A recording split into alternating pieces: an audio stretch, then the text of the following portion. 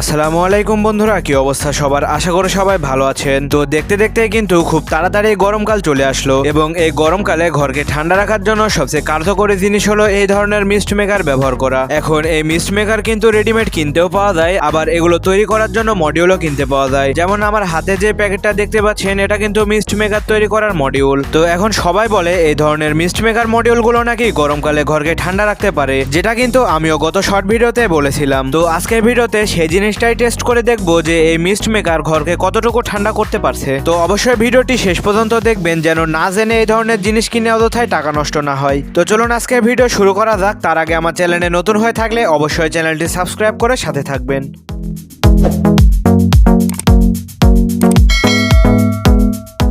তো ফার্স্টেই এই মিস্ট মেকার মডিউলটা কিন্তু প্যাকেট থেকে বের করে সুন্দরভাবে সেট আপ করতে হবে, কারণ এর প্যাকেটের ভিতরে এর অ্যাক্সেসরিজগুলো দেওয়া থাকে কিন্তু সেট আপ করা থাকে না। আর এই মিস্ট মেকারটা কিন্তু আমি কেনার সময় টেস্ট করে নিয়েছিলাম, যার কারণে প্যাকেটটা কিন্তু ইনটেক নেই, এর আগেও কাটা হয়েছিল। তো চলুন প্যাকেট থেকে এগুলো বের করে দেখাই কি কি এর সাথে দিয়েছে।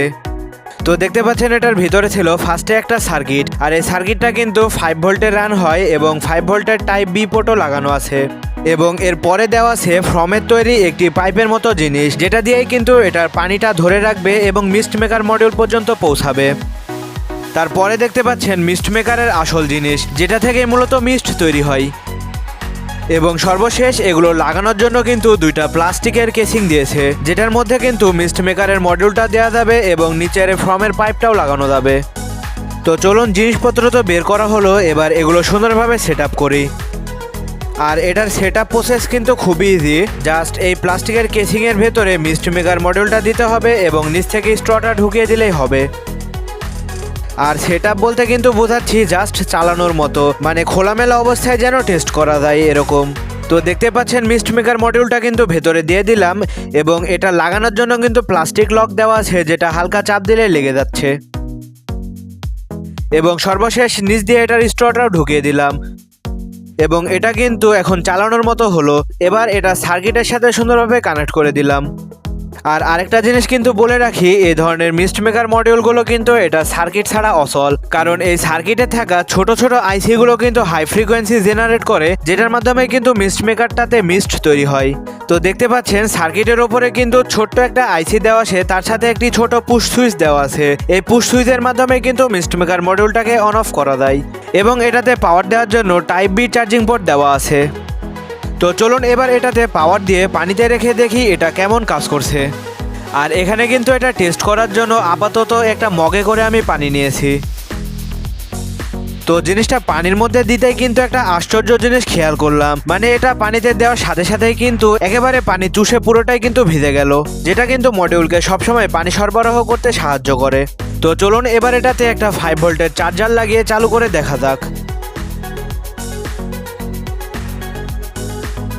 তো দেখতে পাচ্ছেন এটা চালু করার পরে কিন্তু এটা থেকে সুন্দরভাবে মিস্ট তৈরি হচ্ছে, মানে দেখতে পাচ্ছেন ধোয়ার মতো হয়ে বের হচ্ছে। আর এটার মিস্টের পরিমাণ কিন্তু অনেক বেশি, মানে একেবারে চারিদিকে ধোয়া ধোয়া হয়ে গেছে আর কি। তো এখন ভিডিওর মূল বিষয়ে আসি যে এই মিস্ট মেকার মডিউলটা ঘরকে কতটুকু ঠান্ডা করবে। তো তার আগে বলি, এই মিস্ট মেকারের সামনে যে ধোঁয়াগুলো বের হচ্ছে এগুলো কিন্তু যথেষ্টই ঠান্ডাভাবে বের হচ্ছে, মানে এর সামনে হাত দিলে কিন্তু হাতে একটা ঠান্ডা ফিল পাওয়া যাচ্ছে। তো এখন এই মডিউলটা ঘরে প্রায় 20-30 মিনিটের মতো চালু করে রেখে দেখবো ঘর ঠান্ডা হচ্ছে কিনা।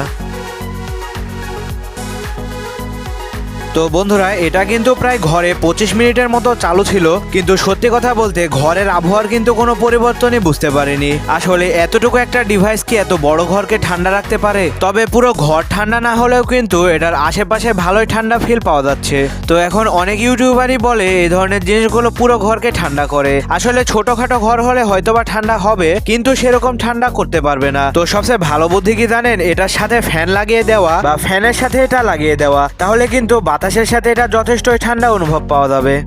তো যাই হোক, জিনিসটা আমার কাছে সবচেয়ে ভালো লেগেছে ঘরের মধ্যে যখন রেখেছিলাম এটা ধোয়া বের হওয়াটা দেখতে। তো এটাকে যদি আরো সুন্দরভাবে মডিফাই করে রুম ডেকোরেশনের জন্য তৈরি করা হয়, তাহলে কিন্তু জিনিসটা অনেক ভালো হবে। তো পরবর্তী ভিডিওতে এরকম কিছু ট্রাই করে দেখবো। তো আজকের ভিডিওটা এ পর্যন্তই ছিল। শেষ পর্যন্ত দেখার জন্য আপনাদের সবাইকে অসংখ্য ধন্যবাদ।